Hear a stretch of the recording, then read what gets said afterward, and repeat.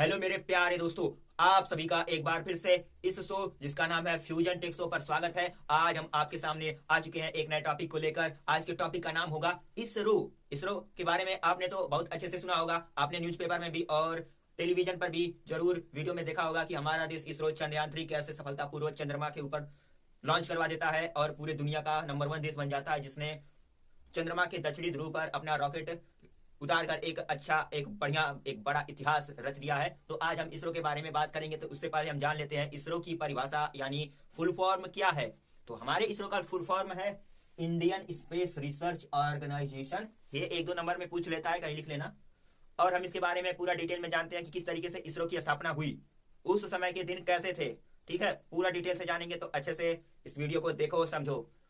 1950 से 1960 के दशक में हमारा देश भारत एक गरीब देश था, क्योंकि हमारे पास बहुत ज्यादा ना पैसा था ना कोई अच्छी टेक्नोलॉजी था, लेकिन हमारे अंदर एक दृढ़ संकल्प था कि हमारा खुद का एक स्पेस प्रोग्राम हो। तो क्या हुआ, 1962 ईस्वी में हमारे देश के महान वैज्ञानिक डॉक्टर विक्रम साराभाई जी ने इनकॉस्पर नाम से एक स्पेस प्रोग्राम की नींव रखी। फिर उसके बाद उन्होंने कहा कि space programme for a developing nation और not a luxury, they are necessary. उन्होंने कहा कि जो स्पेस प्रोग्राम होता है वो किसी लग्जरी लाइफ का हिस्सा नहीं होता है, वो इसलिए किसी भी देश के लिए बहुत इंपॉर्टेंट होता है, क्योंकि एक विकसित देश के लिए बनने के लिए हमारे पास हर एक चीज का होना जरूरी होता है। क्योंकि यदि हमारे पास रॉकेट लॉन्च करने के लिए लॉन्च पैड नहीं हुआ तो हमें किसी और देश के ऊपर निर्भर होना पड़ेगा ना। तो इसलिए उन्होंने कहा ये सब कि हमारा खुद का एक स्पेस प्रोग्राम होना चाहिए, ताकि फ्यूचर में हमें कोई भी रॉकेट लॉन्च करना हो तो किसी और दूसरे देश के ऊपर हम निर्भर न रहे। तो उसके बाद उन्होंने क्या किया, 1969 ईस्वी में इसरो का स्थापना किया। इसरो का स्थापना कब हुआ, 1969 में। इसको नोट कर लो, ये 1-2 नंबर में किसी भी कॉम्पिटेटिव एग्जाम में जरूर पूछता है। बट जो स्टार्टिंग डे थे ना वो बहुत स्ट्रगलफुल थे, संघर्षपूर्ण थे, क्योंकि हमारे पास अच्छी टेक्नोलॉजी नहीं थी। लेकिन उसके बाद भी हमारे अंदर एक दृढ़ इच्छा थी कि हमारा सैटेलाइट मिशन लॉन्च होगा, हमारा खुद का एक लॉन्चिंग पैड होगा। तो क्या हुआ, आइए आगे देखते हैं। उसके बाद इसरो ने लॉन्च किया अपना पहला सैटेलाइट। हमारे एजेंसी इसरो का पहला सैटेलाइट किस नाम से लॉन्च हुआ, आर्यभट्ट के नाम से लॉन्च हुआ। इसे भी अच्छे से लिख लो कहीं। किसके द्वारा लॉन्च हुआ, रशियन रॉकेट के द्वारा लॉन्च हुआ। ठीक है, रशियन रॉकेट के द्वारा हमारा पहला मिशन आर्यभट्ट लॉन्च हुआ। इसमें यूज हुआ था रशियन रॉकेट का, because India has no launching system, क्योंकि भारत के पास लॉन्चिंग सिस्टम उस समय नहीं था। तो उस समय हमने रशिया के रॉकेट से अपना पहला सैटेलाइट आर्यभट्ट लॉन्च किया।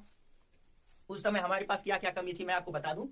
जो रॉकेट पार्ट थे ना उस समय, हम आज के समय तो ट्रक है, बड़े बड़े ट्रक हैं, 4 पहिया, 6 पहिया, 18 पहिया। उस समय हमारे पास ट्रक नहीं था, क्योंकि अच्छी टेक्नोलॉजी नहीं थी।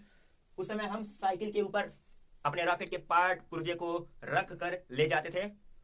हमारे पास लॉन्चिंग स्टेशन दीवार नहीं था जिस पर हम रॉकेट को लॉन्च करते हैं, तो उसके लिए हम कोकोनट ट्री का यूज करते थे, क्योंकि कोकोनट का ट्री लंबा होता है और उसको निवरा के ऐसे पीछे खींचते हैं तो आगे की तरफ लपता है, मतलब आगे की तरफ जाता है। तो हम किसी भी रॉकेट को लॉन्चिंग दीवार की तरह यूज करने के लिए कोकोनट ट्री का यूज करते थे। इसको भी अच्छे से याद कर लो।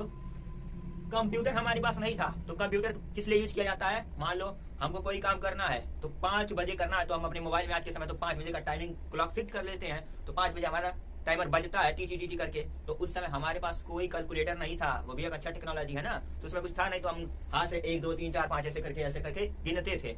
तब हम अपना रॉकेट लॉन्च करते थे। यहाँ लिखा है हाथ से हम कैलकुलेशन करते थे। उल्टा होता है ना, 6 5 4 3 2 1 0, उस पर आकर उभर जाता है।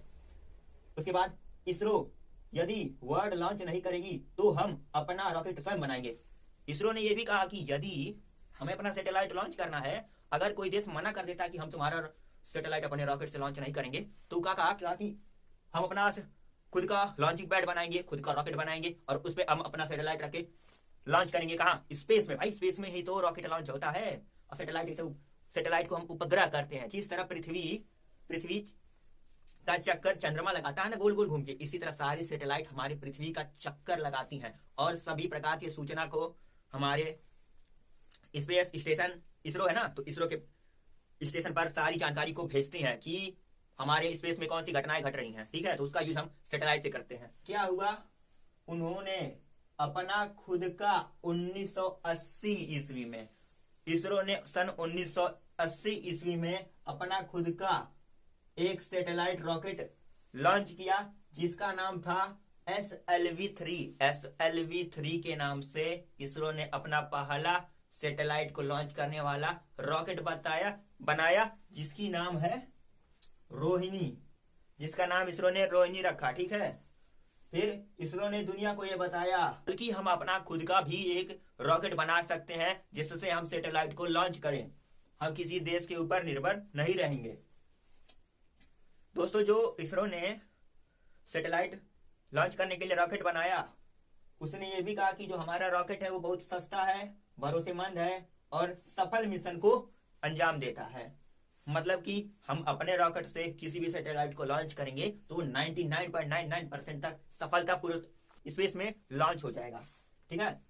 फिर सन 2008 आता है। सन 2008 आता है तो उसमें क्या होता है, चंद्रयान-1 मिशन को हमारा सैटेलाइट जिसका नाम रोहिणी है उससे लॉन्च किया जाता है SLV-3 से, ठीक है।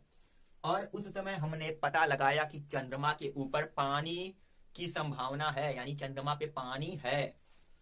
और जब इस खबर को नासा ने सुना, ये भी एक अमेरिका की एक बहुत बड़ी स्पेस एजेंसी है, तो शॉक हो गई।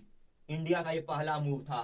और जो साइंटिस्ट थे उन्होंने कहा कि इसरो ने कैसे चंद्रमा के ऊपर पानी खोज लिया, हमने तो कभी खोजा और हमें मिला ही नहीं पानी। ये हमारे इसरो का एक पहला अचीवमेंट था।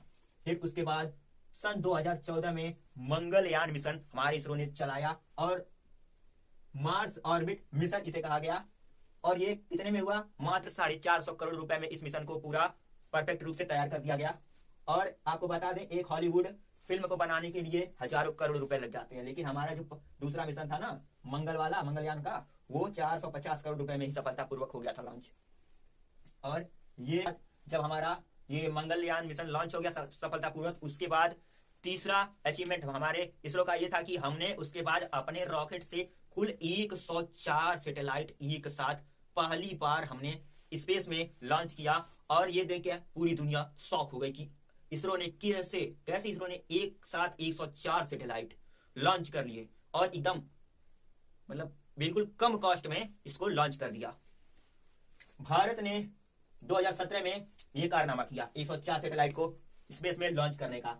फिर उसके बाद वर्ल्ड जो थी वो शॉक हो गई और ये हमारे इसरो का एक वर्ल्ड रिकॉर्ड था। इससे पहले किसी भी देश ने 104 सैटेलाइट एक साथ अंतरिक्ष में रॉकेट से लॉन्च नहीं किया था। तो ये हमारे देश के लिए एक गर्व की बात थी और इसरो के लिए एक अचीवमेंट और एक वर्ल्ड रिकॉर्ड बनाने का समय था। उसके बाद चंद्रयान-3 के बारे में आप लोगों ने तो बहुत सुना होगा। और कई लोग तो रात में जब ये मिशन लॉन्च हो रहा था आसमान में, तो सभी लोग अपनी टीवी पर बैठ के देख रहे थे, काउंटडाउन सुन रहे थे कब लॉन्च होगा। तो सन 2023 ईस्वी में हमारा चंद्रयान-3 मिशन भी लॉन्च हुआ और ये भी सक्सेस रहा। आप सभी लोगों ने देखा कि जो हमारा विक्रम और लैंडर रोवर थे वो सफलतापूर्वक चांद के दक्षिणी ध्रुव में, जहां पर अंधेरा होता है, वहां पे हमारा जो लैंडर था वो उतरा और सफलतापूर्वक वहां पे 14 दिनों तक रहा, रिसर्च किया, सभी प्रकार के क्लू को हमारी एजेंसी के पास भेजा था। आप सभी लोगों ने देखा था।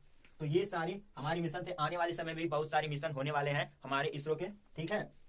और ये 2023 में दूसरी बार में ही हमारा ये चंद्रयान-3 मिशन पास हो गया, सक्सेस हो गया। तो ये भी एक हमारे इसरो के लिए वर्ल्ड रिकॉर्ड था, ठीक है। और मैं आपको बता दूं, इस पर पूरी दुनिया ने इसरो को कहा कि India did what the world can not be do.